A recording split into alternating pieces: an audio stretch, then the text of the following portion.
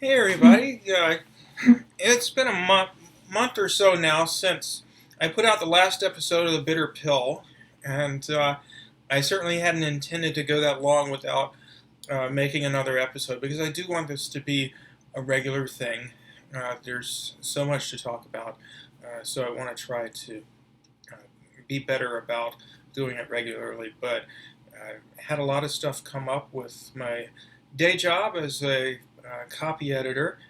Um, and speaking of which, if you need anything edited for any reason, if you're applying to school or you're someone who writes books or articles or anything like that, um, and you need a high quality, affordable editor for those things that you write, um, I do good work, and this is our business, oceaneditors.com. And I give big discounts to people who write political things that I agree with as well. So, anyway, I should also mention that I'm still looking around for the best program to use for producing YouTube videos.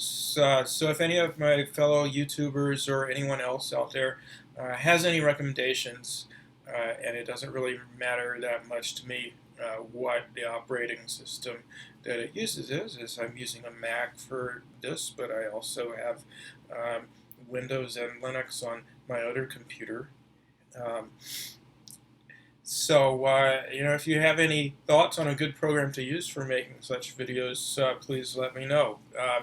I'm actually having to re-record this because I'm using QuickTime for it, and I thought I had it set up so that the webcam picture down here would float on top of everything else, but for some reason that didn't work, and I found that um, the picture of me was partially obscured, so I felt like I needed to do it over. Anyway, today I want to talk about what happened in Bolivia about a month ago and is still happening today. And you're probably thinking, well, why do you want to make a video about that? That's out of the news cycle. But it shouldn't be, because although the news certainly is cyclical, um, or what's in the news is cyclical. U.S. imperialism is a constant. So U.S. support for regime change and for far-right governments throughout the world is always there. And even though it's not in the news currently, and the version of it that was in the corporate media in the United States was very biased anyway, as we'll discuss, um, the Bolivian people are still suffering under what can only be described, as we'll discuss in detail later, as a brutal military dictatorship that took power about a month ago. So let me just quickly summarize what happened and is happening in Bolivia. By now you've probably heard about the overthrow of left-leaning President Evo Morales' government in Bolivia. Um, and there are many others who've written and spoken about these events, and I don't want to repeat what other people have done, but I just want to summarize what happened based on some of the things I've read and watched. You know, how the coup developed, why we think it was a coup, what was the U.S. role in it, and lastly, I want to take a look at how these events have been portrayed in the U.S. media, where, as anybody who's watching this at least knows from what happened with the war in Iraq, where it was falsely claimed by the corporate media that there were weapons of mass destruction in Iraq, and we heard that from our politicians and so forth. There's always some sort of spin put on events by the U.S. media that is a bit discrepant from reality, to say the least. So anyway, this coup unfolded over long period of time, many months.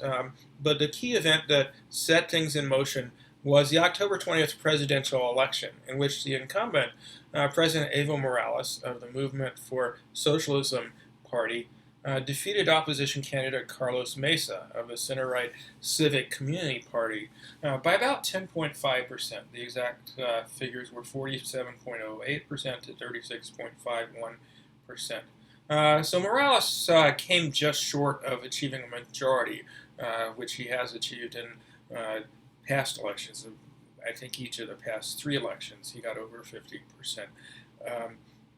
But in any case, according to Bolivia's constitution, even though he didn't win a majority, because he got more than 10%, or won by more than 10%, he did not need to have a runoff election in order to be reelected as Bolivia's president. So the OAS, the Organization of American States, a regional organization consisting of most countries in the Western Hemisphere, had election monitors in Bolivia and claimed that there were some fishy things about the election based on a discrepancy between the early unofficial count of the vote that had Morales winning by about 8% and the final margin of about 10.5%. So they claimed that there was something untoward about this, and said that the election should be rerun based on that. And Morales actually agreed to have a runoff election. There was never really any dispute about whether he got more votes than the other person, Carlos Mesa. The question was only about the margin, whether it was really over 10%, thus avoiding a runoff. And Ross said, okay, let's have a runoff. But the military forced him to resign anyway. But anyway, getting back to this discrepancy, there was just sort of a loose running tally of the results that wasn't supposed to be an official count or anything. And this showed Morales winning by about 8% at one point. And then they didn't issue another one for a while. And the next one had him winning by over 10%. And the final tally also showed him winning by over 10%.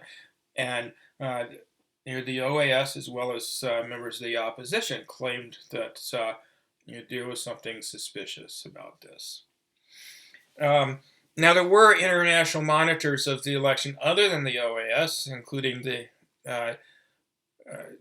Center for Economic Policy Research, which is a U.S.-based nonprofit organization that does monitor elections as part of its work. And they strongly disagree that there was anything fishy about the electoral process and did a detailed analysis of it, showing that, which I will post a link to in the comments on the video. But members of the opposition, which included not only Mesa's party, but several other parties and organizations, joined in with the OAS in decrying the election results as fraudulent and mounted protests. And not only did they claim that the elections were fraudulent, but they claimed that Morales should not have been able to run for re-election in the first place. Because back a few years ago, I believe in 2016, there was a referendum on whether or not presidents of Bolivia could run for re-election indefinitely, or whether there should be term limits. And term limits won by a narrow margin. But there was an appeal to a Bolivian court which overturned that ruling, and that appeal was upheld by the Bolivian Supreme Court.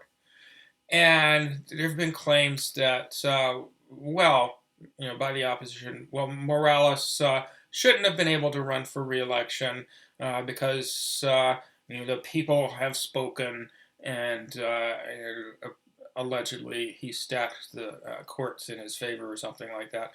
But in reality, The lower court that made the initial decision is actually popularly elected, and the Supreme Court is appointed by the National Assembly. I forget what the governing body, the legislative body is called. I think that's it. But anyway, Morales has nothing to do with who's on any of the courts. Um, so that's just a bogus claim. But anyway, so he was allowed to run for re-election, which actually the OAS agreed was okay. They didn't say there was anything wrong about the court's or illegitimate about the court's decisions. But the opposition in Bolivia claimed that Morales shouldn't even have been running, as well as claiming that the election was fraudulent. So there were widespread protests that kind of shut a lot of things down in Bolivia and made it difficult for people to get from place to place. And there was violence, and there were threats of violence taking place. And I should mention, unlike in Venezuela, where a U.S.-backed coup attempt in 2002 was thwarted by the military, which the president of the country at the time, Hugo Chavez, was an officer in. The military backed the Venezuelan government, and so the attempted coup didn't go through there.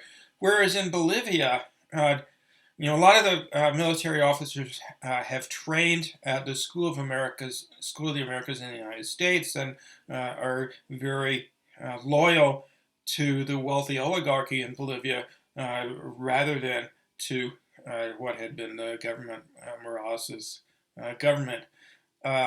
And so that's why the coup happened, is because the military and police sided with the coup plotters, and were among the coup plotters. So anyway, on November 10th, the Bolivian military, quote unquote, asked Morales, made him an offer he couldn't refuse, I suppose, to step down, and also asked other top officials in the MAS government to step down. And by the way, the MAS party that Morales and his government belonged to held an overwhelming majority. I think it's over 80% in the legislature, and and yet somehow the coup leaders were able to get the government to resign. And given the violence that took place, it's easy to understand why. Several government leaders had their houses burned down by the opposition. Morales' home was burglarized and kind of turned upside down, ransacked. There was a mayor of a city in Bolivia who was kidnapped and publicly humiliated, tortured, more or less. They cut her hair off and threw red paint on her, and took her shoes away, and dragged her through the streets of La Paz barefoot. I think it was La Paz. But anyway, there were a lot of there were people kidnapped. Government officials were kidnapped. It was a very dangerous-looking situation. So, in fact, Morales and the other government officials did resign and sought asylum either in embassies in Bolivia, foreign embassies, or in other countries such as Mexico, which is where Morales wound up. And so at that point, after Morales resigned, a little-known politician from a party that received only 4% in the most recent legislative elections, Janine Áñez, declared herself the interim president, even though the majority of the legislature, the vast majority of the legislature, actually was not present at that time.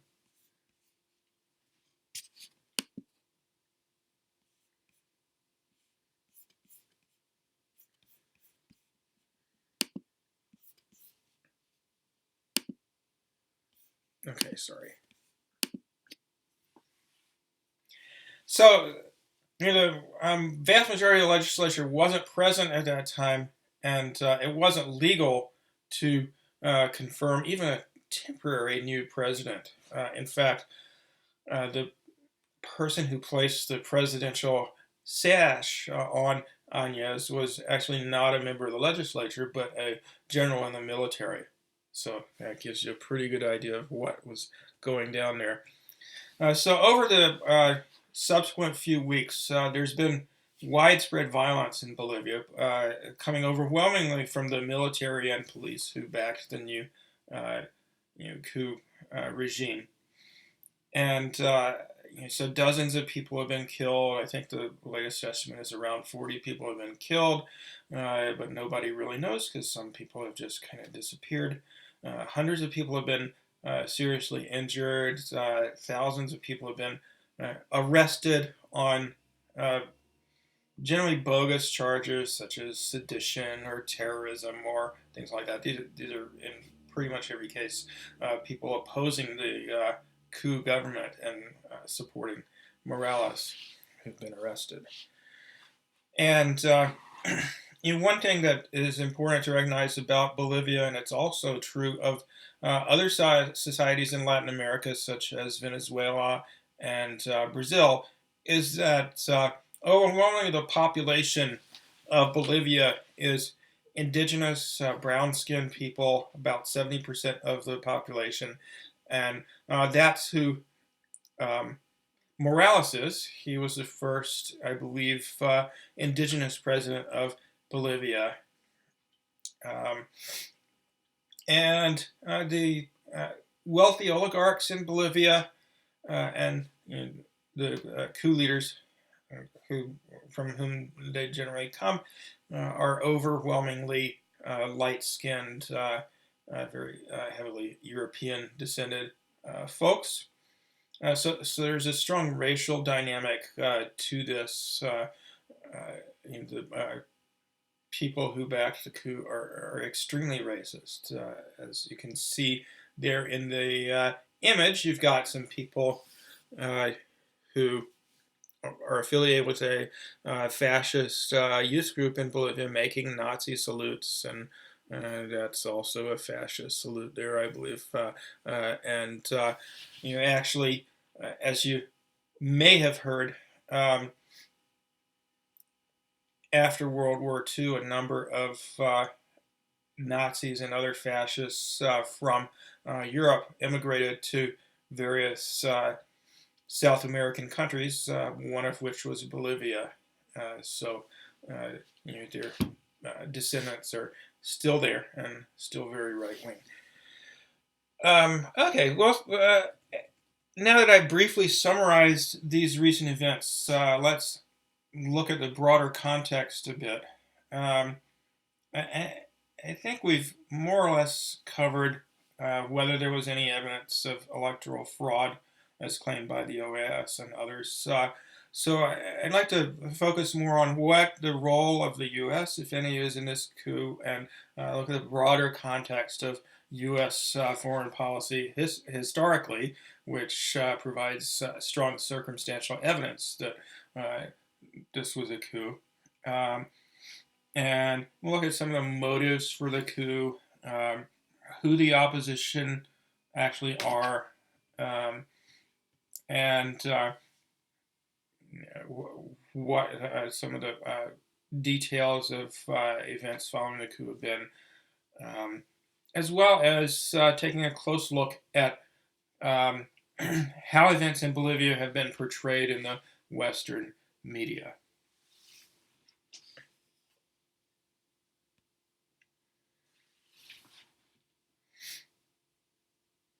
So, from its inception as a nation, the United States, which was born out of British colonization of North American territory that was already inhabited by other people, and of course the white supremacist ideology of the time depicted this land as empty land, quote unquote. But Native Americans did live there, and their land was conquered by the European colonists, and ever since then, ever since the founding of the U.S., it's been all about violent domination and, in some cases, conquest of other people's land for purpose of enriching the powers that be here in the United States. So the 13 colonies became 13 states, and then ultimately 48 and later 50 states, plus a few overseas territories, through really what amount to genocidal acts of conquest. But in addition to the outright conquest of all the so-called empty land, the U.S. has had a long history of intervening in other countries' affairs all over the world. What I've got on the screen here is just a small portion of the U.S. Record of intervening in other countries. This covers the 1800s roughly, and I don't know if it's big enough for anybody to see. I'll post links to it in the comments on the video. But just to summarize some of the significant events, of course, there's a long record of troops going here and troops going there and troops going everywhere. And then in 1823, the Monroe Doctrine was declared, warning against recolonization of newly independent Latin American republics by any European countries. So the U.S. is basically saying there, Europe, keep your hands off of our hemisphere. And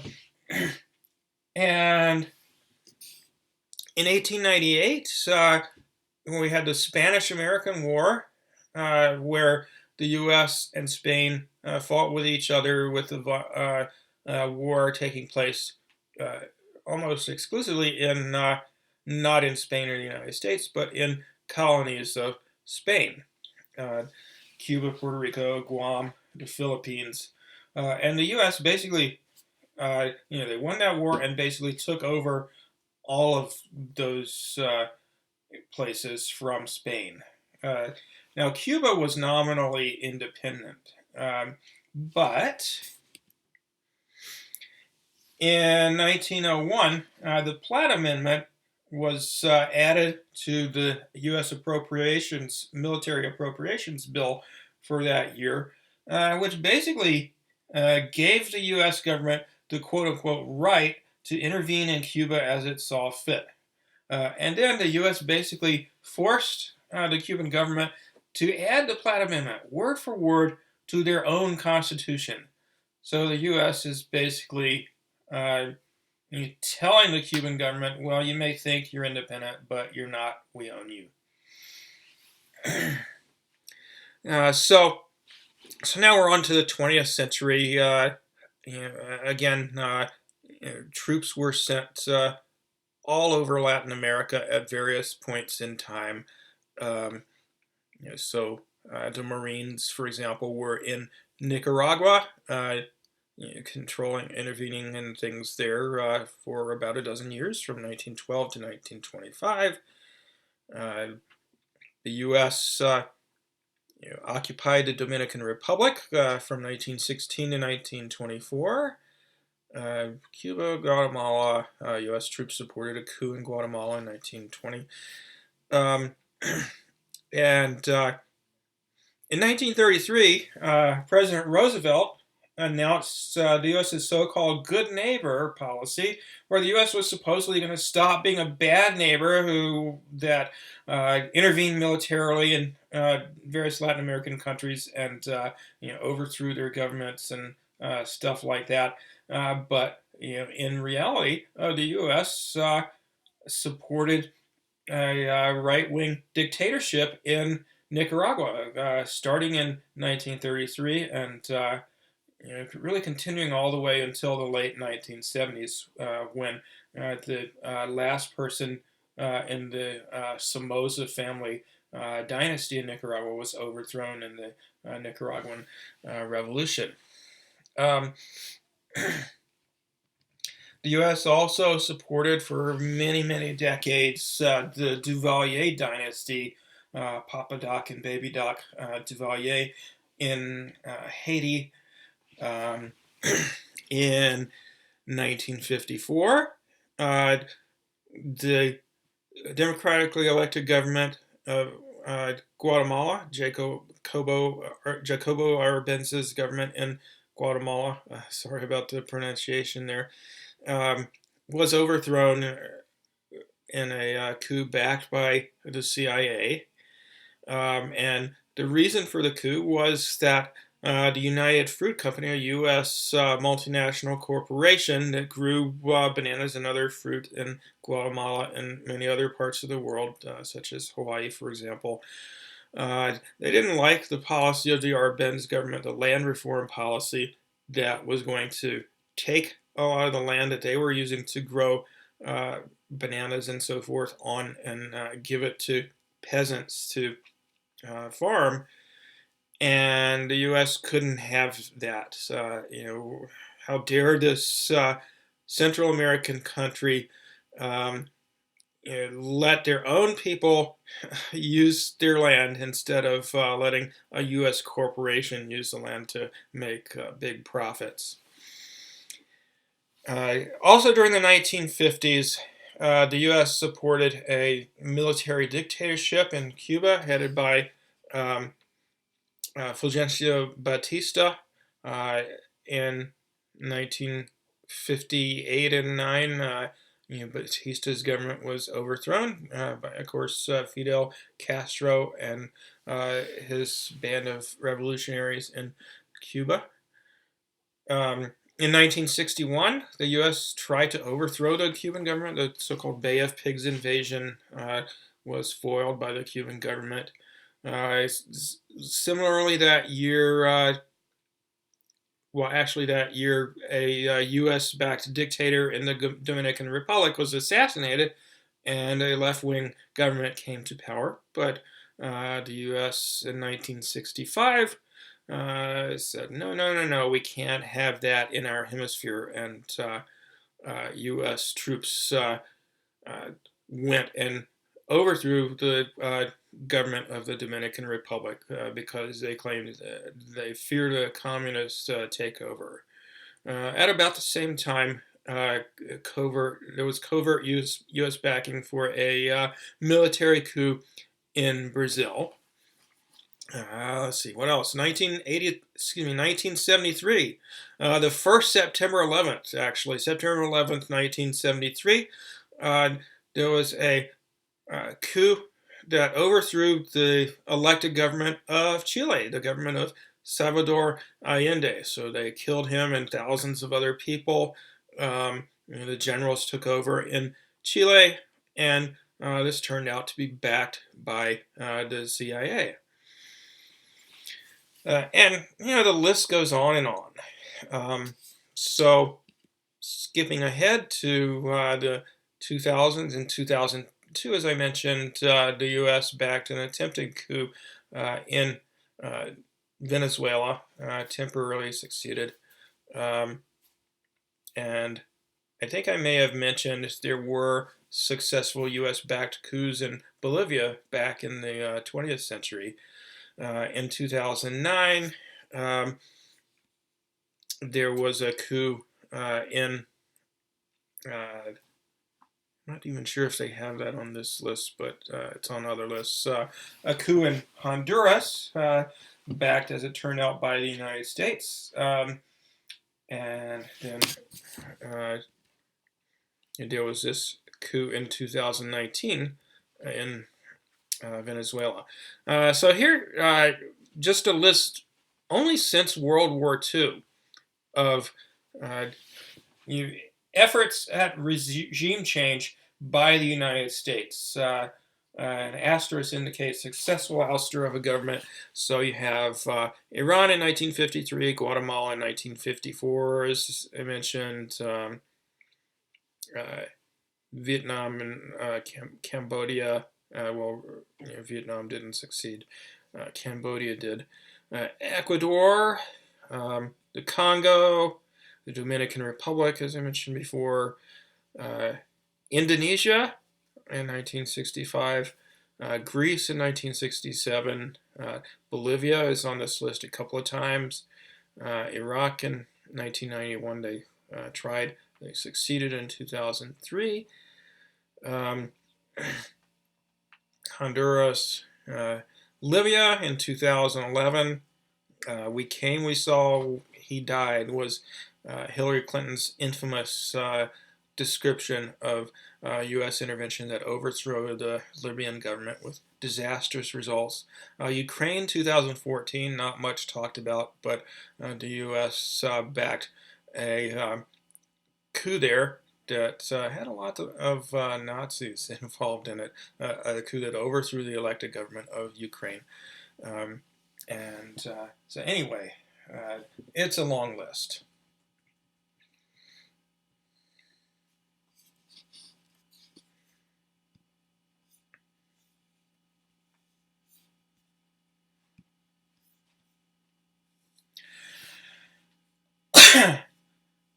So the U.S. has various means of exerting pressure on countries in Latin America. One of the big ones is the Organization of American States, the OAS, that I mentioned earlier. And the OAS was founded in 1948 as a coalition of Latin American governments, but not just any Latin American governments. These were extreme right-wing Latin American governments, extremely biased against left-wing governments in Latin America, such as Cuba and later Venezuela. The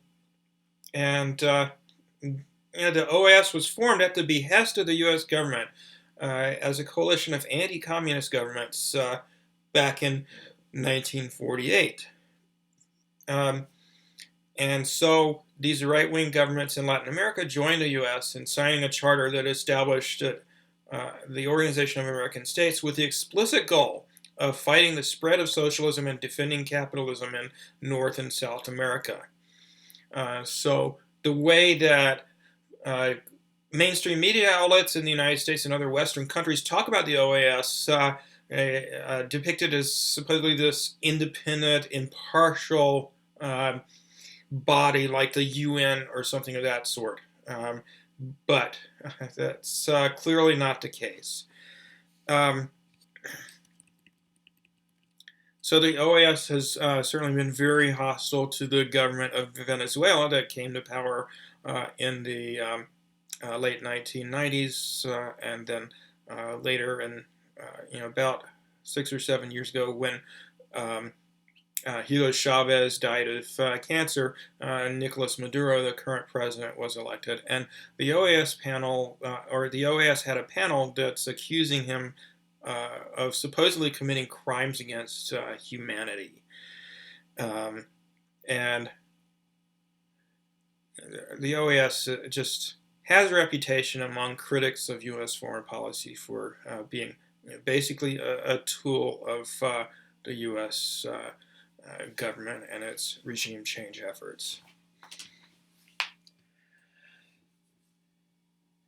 And there was actually, way back in the 70s, a poem written by El Salvadoran revolutionary and poet Roque Dalton describing the biased nature of the OAS and of just the enormous pressure exerted on Latin American governments to kind of toe the line in terms of policy by the OAS and other U.S.-backed institutions. And the poem's actually titled OAS, so I just wanted to read that to you really quickly. So Roque Dalton says, "The president of my country, for the time being, is Colonel Fidel Sanchez Hernandez, but General Somoza, president of Nicaragua, is also the president of my country. And General Stroessner, president of Paraguay, is also kind of the president of my country, though not as much as the president of Honduras, General Lopez Arellano." Notice all these people are generals. They took over power in these countries in military coups, invariably backed by the United States. General Lopez Arellano, the president of Honduras, but more so than the president of Haiti, Monsieur Duvalier. And the President of the United States is more the President of my country than is the President of my country, the one whose name, as I said, is Colonel Fidel Sanchez Hernandez, for the time being.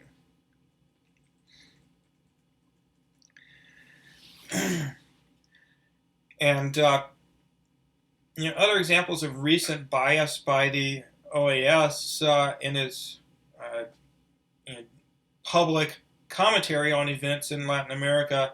Uh, Ecuador and Chile are two other countries in South America that currently have very right-wing governments.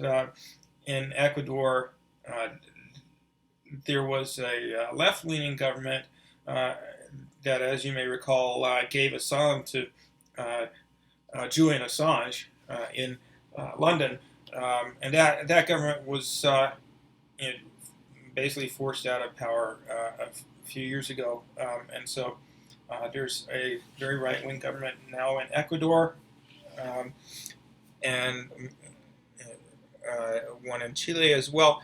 And there's been a lot of popular protests of those governments just during this past year or so in Chile and Ecuador, and a very violent response from those governments to the protests. So there have been dozens of people killed in Ecuador by the military and police there in response to public protests. In Chile, the police were extraordinarily violent. They literally were shooting protesters in the head with rubber bullets, or sometimes real bullets, mostly rubber bullets. They're deliberately aiming at people's faces, and over 200 people were blinded in one or both eyes by police bullets. More than 20 were killed there in Chile. About 2,500 total were injured, and thousands and thousands of people were arrested by the right-wing government in both of these countries. And I don't know about you, but I certainly didn't hear about any of this in the mainstream Western media. I had to find out about it in sources like the Gray Zone, where this article here is from, and as well as another one looking at Venezuela and Chile.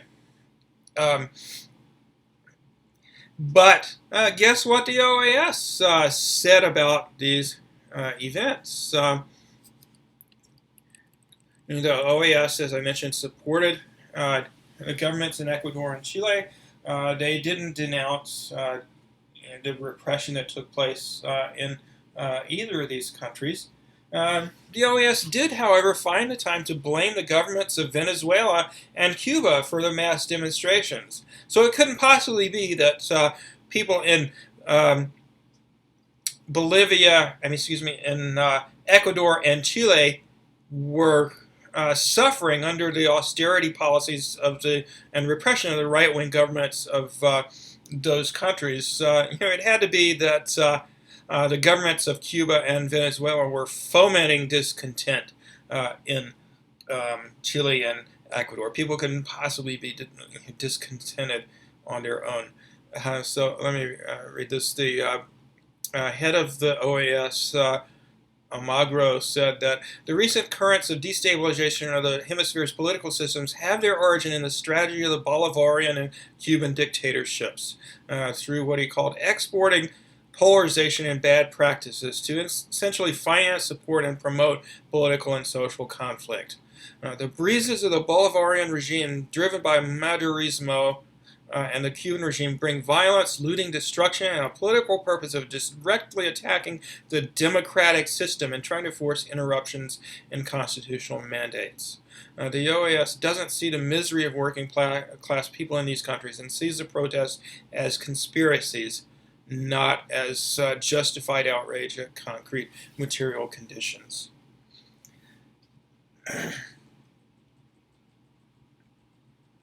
Okay, well, I already covered more or less what the OAS did in Bolivia, and how other international monitors of the Bolivian elections didn't find anything untoward. But why did this coup happen? Well, let's take a look at what might be going on there.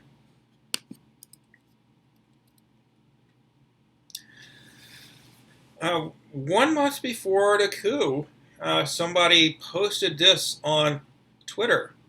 Lithium is the new gold in the age of vehicle electrification. Bolivia has some of the world's largest lithium deposits. Bolivia also has a popular socialist president. How long before the U.S. coup to overthrow the socialist government for its lithium riches? Well, it was only about a month. It turns out that according to uh, expert estimates, Bolivia has about 70% of the world's lithium deposits. There's this gigantic salt flat. I forget the name of it. That's by far the largest in the world. That has a huge amount of lithium in it, and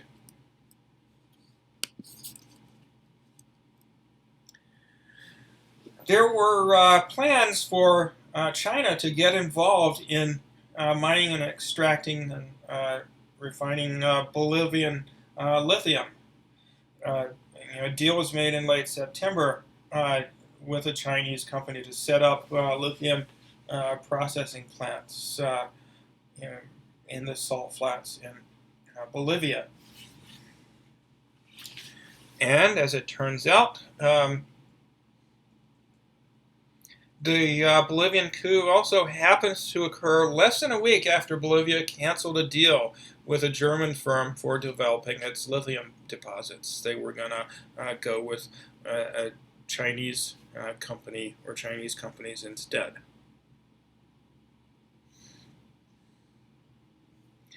But this coup did not happen overnight.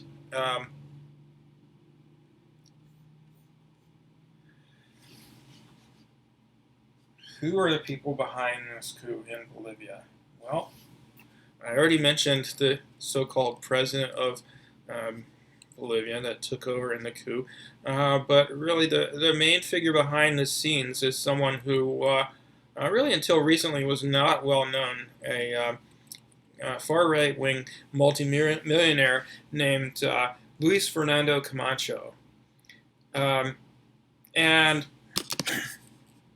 he and his colleagues live in a region of Bolivia called Santa Cruz, where there have been efforts to try to separate Santa Cruz from the rest of Bolivia and form their own country. So here's Camacho there in the presidential palace in Bolivia, with a Bible there on his knees, a national flag in front of him, bowing his head in prayer above the presidential seal, saying that he vowed to purge his country's native heritage from government and return God to the burned palace. Pachamacha will never return to the palace, declared the pastor, I believe that's him. Bolivia belongs to Christ. So there's this racist element to the opposition to Morales and the government and the native population that basically says, well, they're heathens, they're not Christian, they're elements of Satan, and they have no business running the government of Bolivia.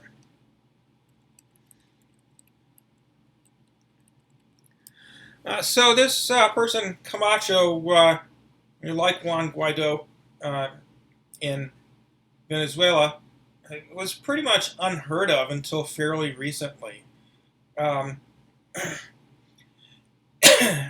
He, in fact, was posting things on Twitter calling for the coup that hardly anybody was looking at earlier this year. And then all of a sudden, mysteriously, his Twitter account started getting thousands and thousands of likes and comments. Anyway, he's a ultra-conservative Christian fundamentalist and multimillionaire whose family's wealth is in the natural gas industry. natural gas and oil being among Bolivia's leading assets. And Camacho's family and other wealthy people in Venezuela lost a lot of their wealth when Morales nationalized the country's natural gas reserves and used some money from that nationalization to fund social programs that cut poverty by 42% and extreme poverty by 60%. And turns out that Evo Morales' government got a hold of some audio recordings of opposition leaders calling for a coup against Morales many months before it took place.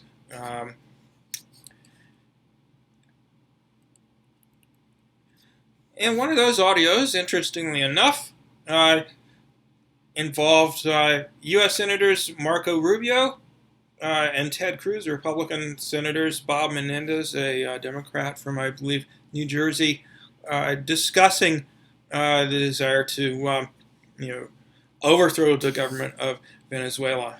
And there were talks between the Bolivian opposition and other leaders from other countries, from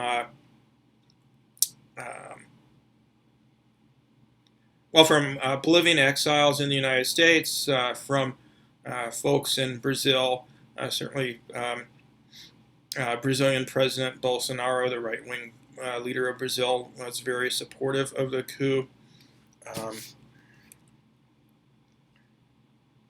Various former military officials in Bolivia, or current ones, were involved in these discussions. Let's see.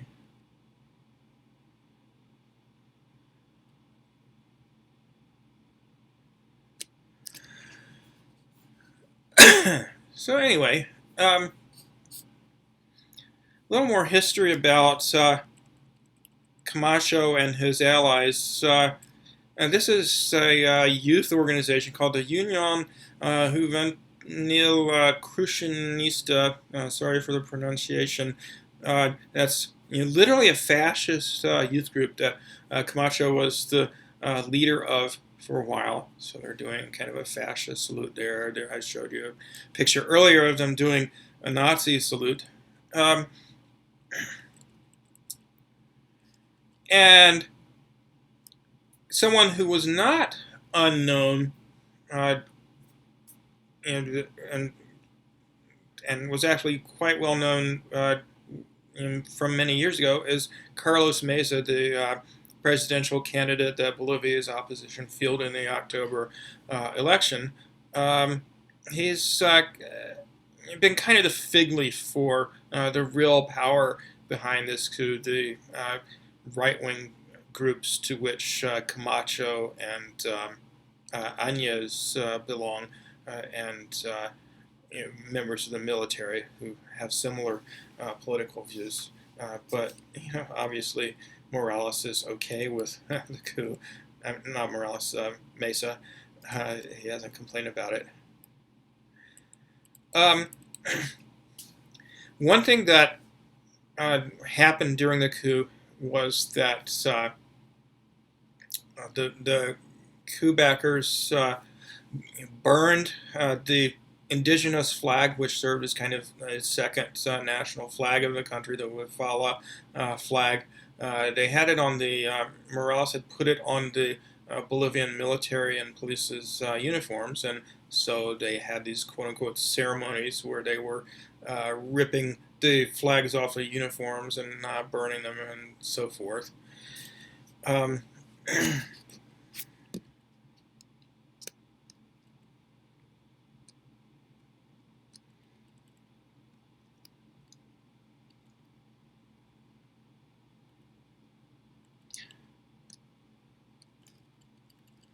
Another figure behind the coup is a Croatian immigrant named Branko Marinkovic.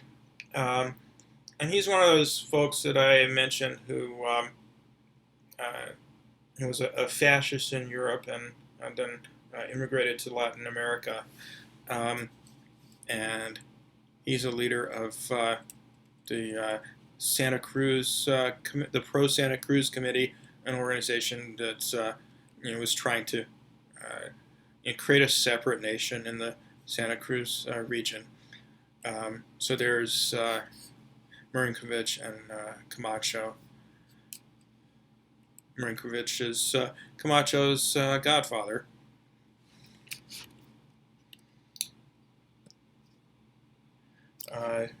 There's Herr Führer meeting with one of the founders of the group in Croatia that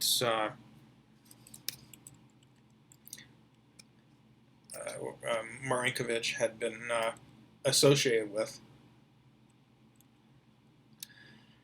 Anyway,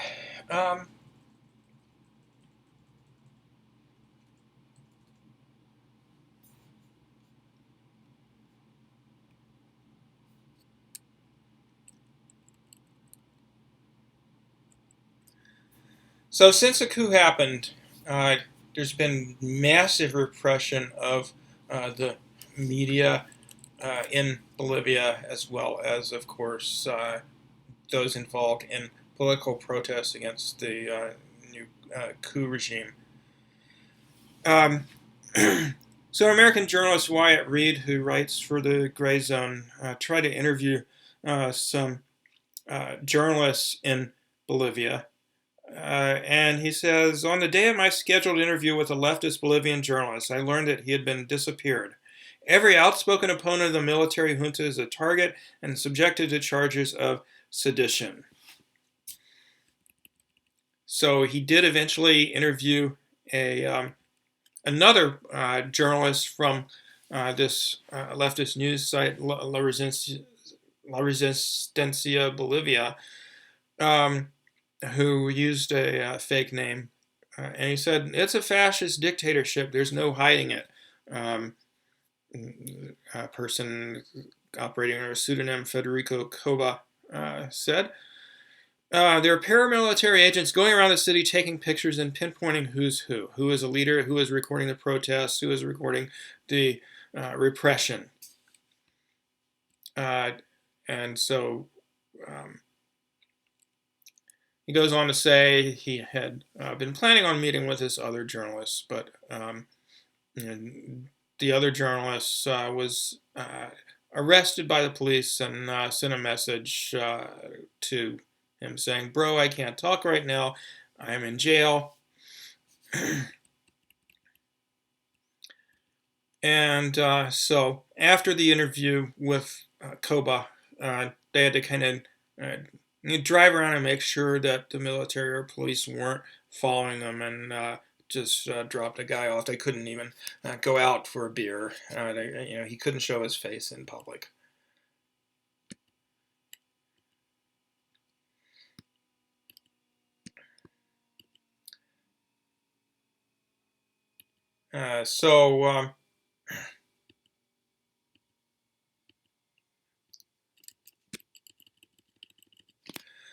Foreign journalists have not been free from being subjected to repression by the new government. Journalist Teresa Bo from Al Jazeera was doing a report on events in Bolivia. She was just trying to report what was happening, and she was tear gassed in the eyes by the Bolivian police, while she was on the air.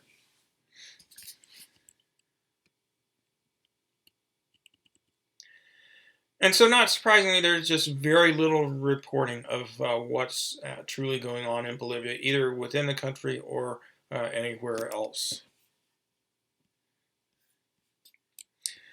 Is Bolivia turning into a right-wing dictatorship? Asks journalist Nick Estes in The Guardian. And of course, his answer is yes. Events in Bolivia, including the killing of indigenous protesters, contain echoes from Bolivia's past dictatorships.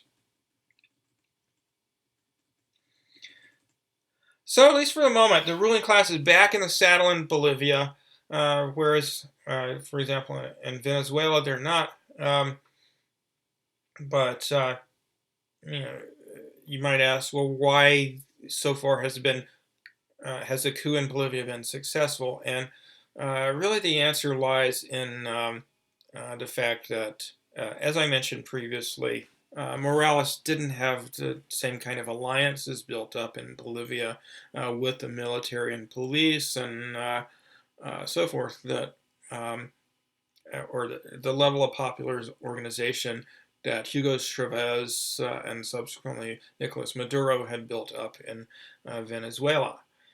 Um,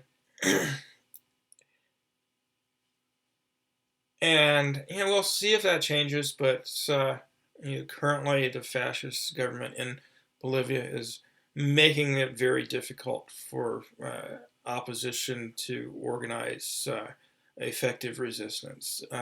Which isn't to say that it won't happen, but it's things are very tough right now.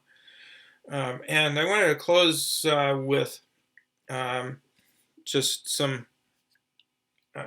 just a look at some of the coverage of events in Bolivia by the Western media.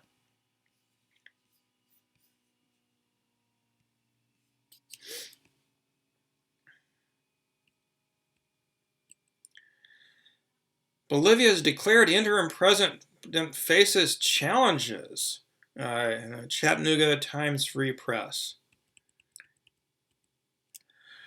Bolivia has a new U.S.-backed puppet leader, Janine Áñez, and the Western media can hardly conceal their adulation. Áñez has been sympathetically described as a qualified lawyer, a proud Christian, as well as a women's rights activist by various U.S. and European sources. Reuters called her Bolivian interim president Janine Áñez. The BBC simply called her President Áñez. The Agence France Presse described her as the South American country's 66th president and the second woman to hold the post.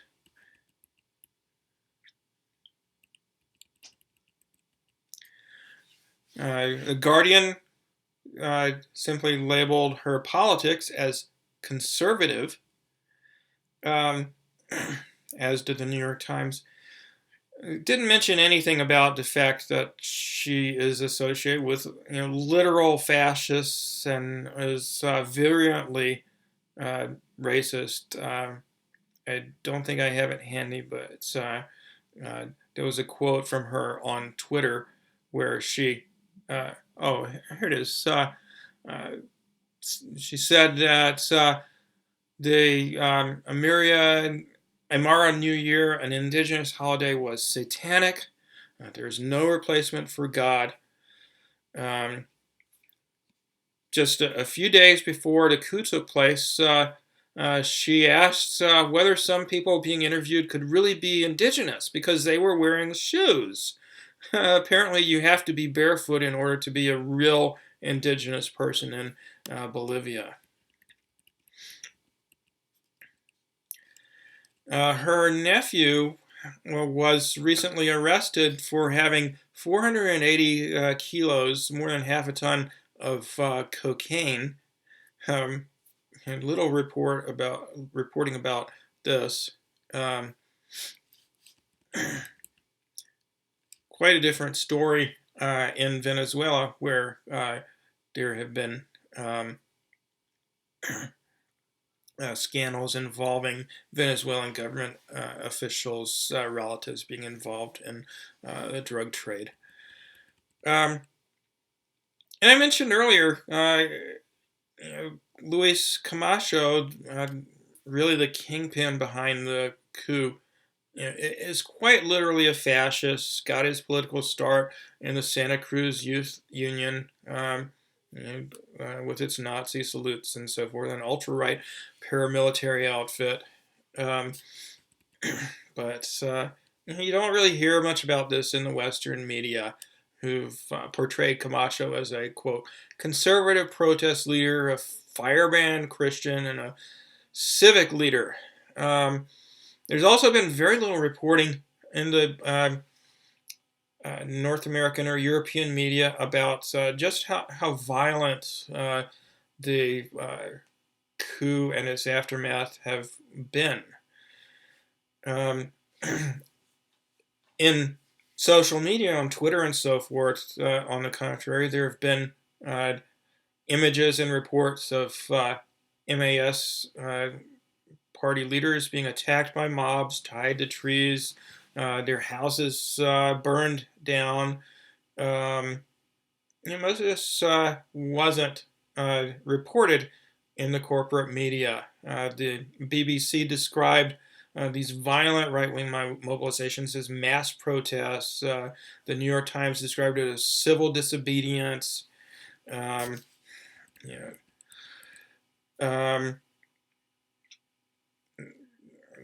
Were described as controversial clashes over disputed election results by the Washington Post and the BBC.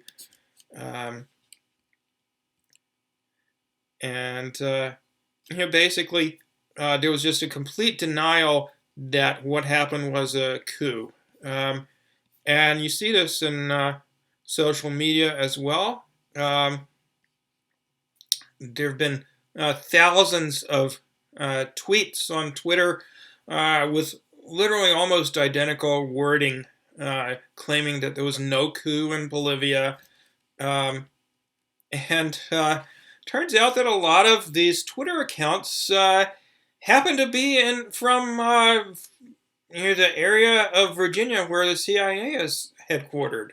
160,000 tweets in the U.S. state of Virginia saying Bolivia no hay golpe is their hashtag. There was no coup in Bolivia. Interesting.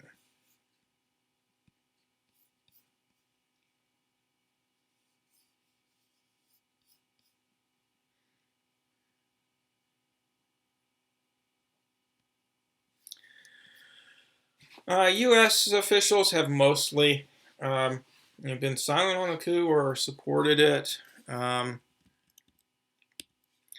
Elizabeth Warren, the Bolivian people deserve free and fair elections as soon as possible. This was on November 18th. They already had them, Liz, on October 20th. Bolivia's interim leadership, nice euphemism there, must limit itself to preparing for an early legitimate election. Bolivia's security forces must protect demonstrators, not commit violence against them. So I guess at least she's acknowledging that there's been violence by the Bolivian police, against protesters, but just in this pretense there that this was not a right-wing military coup that overthrew a legitimately elected government, which even if there had been legitimate reason for a runoff, was technically supposed to be in power until February. Morales' term expired then, and yet somehow, it's there's nothing going on here undemocratic, according to Elizabeth Warren. Ilhan Omar, on the other hand, said there's a word for the president of a country being pushed out by the military. It's called a coup. We must unequivocally oppose political violence in Bolivia. Bolivians deserve free and fair elections. Bernie Sanders, I am very concerned about what appears to be a coup in Bolivia, where the military, after weeks of political unrest, intervened to remove President Evo Morales. The U.S. must call for an end to violence and support Bolivia's democratic institutions. Jill Stein, 2016 and 12 Green Party presidential candidate. Breaking, Bolivia President Evo Morales resigns under military pressure. Right-wing opposition launched violent protests after Morales' recent re-election, demanding a new vote. Another right-wing coup in Latin America. Tulsi Gabbard. What happened in Bolivia is a coup, period. The United States and other countries should not be interfering in the Bolivian people's pursuit of self-determination and right to choose their own government. But this is a small minority of U.S. politicians, and the majority either said nothing in most cases, or they actually supported a coup. Certainly, Donald Trump was supportive of what took place. I don't think I have anything here on the Trump administration's statement about the coup, but basically they support it. The Canadian government supported it. European governments supported it. And everybody was just kind of pretending that the current government of Bolivia is legitimate, and the deposed government of Evo Morales was not. Um, so that's basically the situation at this point. Um, and there's a military dictatorship in power in Bolivia. Um, Evo Morales is in exile. There is certainly strong opposition to this new government, but they face violent repression. The media is extremely heavily censored there. I think that the Telesur network, which had a channel in Bolivia, and that's a Latin American network based in Venezuela, left-leaning network. Their TV station in Bolivia was taken off the air, and I'm pretty sure they have not been allowed to come back on the air. And even foreign